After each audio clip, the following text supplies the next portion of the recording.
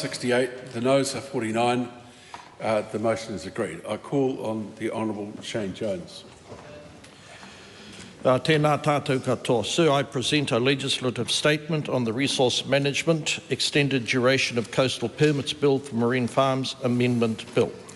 That House is published on the parliamentary website, is published under the authority of the House and can be found on the parliamentary website. Honourable Shane Jones. So I move that the Resource Management Extended Duration of Coastal Permits for Marine Farms Amendment Bill be now read a first time. I nominate the Primary Production Committee to consider the bill.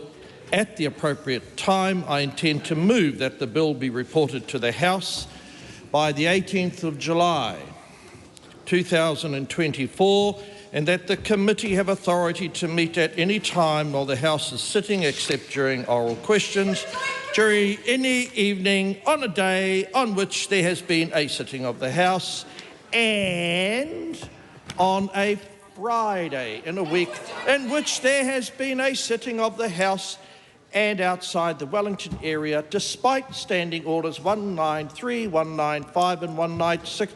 Sir, it's my privilege to bring this bill to the House as a template for economic growth. The government has identified aquaculture growth as a priority. The sector has enormous potential to contribute in the rebuilding of our economy, but current regulatory and policy settings are inversely related to the growth ambitions for the sector and, sir, the clear vision of economic rehabilitation shared on this side of the House. By extending consents by 20 years, this bill will enable the sector to realise uninterrupted, untapped growth, contributing to the export-led recovery and supporting the regions that rely on aquaculture for jobs and well-being, freeing them, sir, from eco-babble, green tape and those dwarfish aspirations which are hobbling industry in New Zealand. This bill, sir, delivers on the, wait for it, New Zealand First National Party Coalition Agreement. A document, sir, that is embedded in the political heritage of New Zealand already. Essentially, sir, it will deliver longer durations for marine farming permits.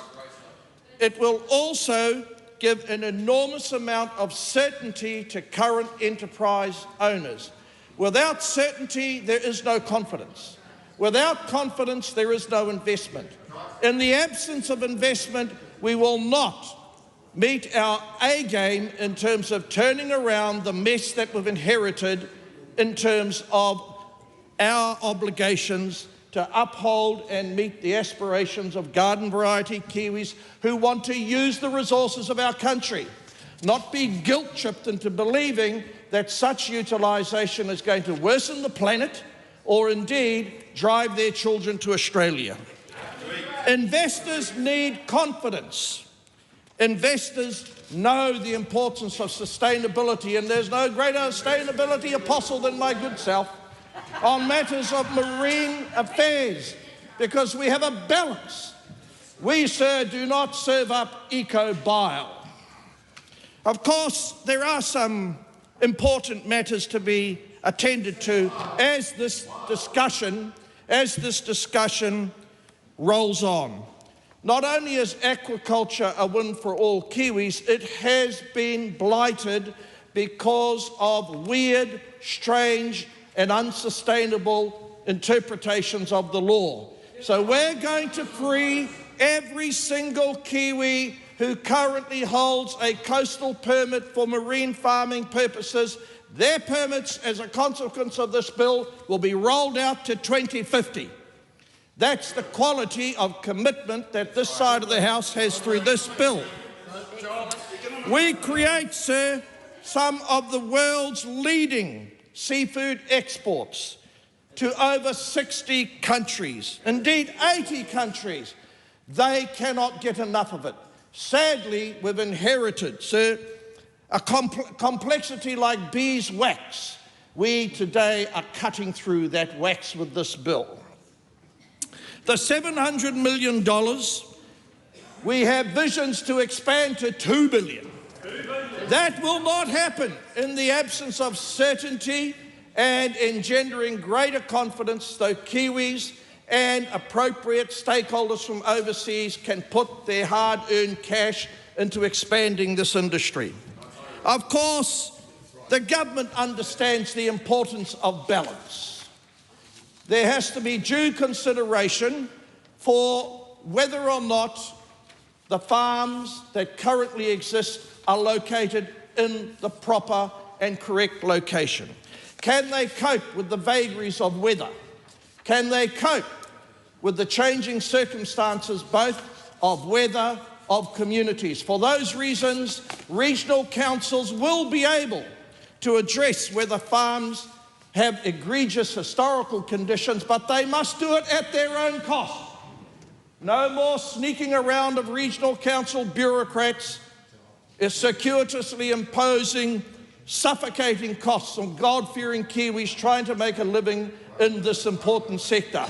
And, sir, they can only make that decision with the concurrence, the acquiescence of the Director General of MPI. That's to ensure that regional councils are not captured, as is the case in Otago, by a small group who continue to frustrate the ambitions democratically mandated of our government. We're not having that for marine farming. We are building in, sir, through this bill, a safety valve. Now, sir, innovation has been stifled. There has been an enormous amount of sloganeering, false promises, and more exaggeration from the unemployable corner over there. Pay more attention to the rare birds that fly from Rongotai to the Chathams than my speech. Sir, one particular point I want to make as I draw this speech to an end. What is the point of not using our resources and hoping that only rhetoric tinged with climate alarmism is going to turn economic fortunes in our country around?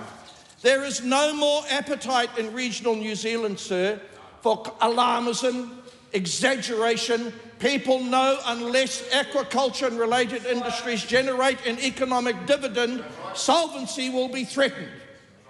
For those reasons, I say even, sir, to my own people on the Māori side, stop being cultural busybodies and interfering with genuine enterprises in the coastal environment. In the event a regional council feels, sir, that a marine farming enterprise needs its conditions looked at, there will be the opportunity for them to consult the affected iwi. I expect the iwi to be in the industry, not hobbling, not impeding, and actually move from co-governance, a discredited concept, to co-investment. And this bill, sir, will actually create that opportunity. Of course, the iwi must not look to Parliament for high-quality examples in terms of aquaculture and economic development if they stare at the empty seats. Look at yourselves. Use law such as this, which is going to do an extraordinary thing. This is going to save millions of dollars. No more regional council overreach, no more dock meddling. This bill rolls over all existing resource consents held by the aquaculture sector till 2050. It frees them up to use what cash, what resources they have within their businesses to deepen their capacity to further invest, create innovation and productivity. That is real reform, sir. This is one of the most dramatic levels of improvement that this sector has seen for many a long time. And it is my pleasure, sir, on behalf of the government, with appropriate modesty,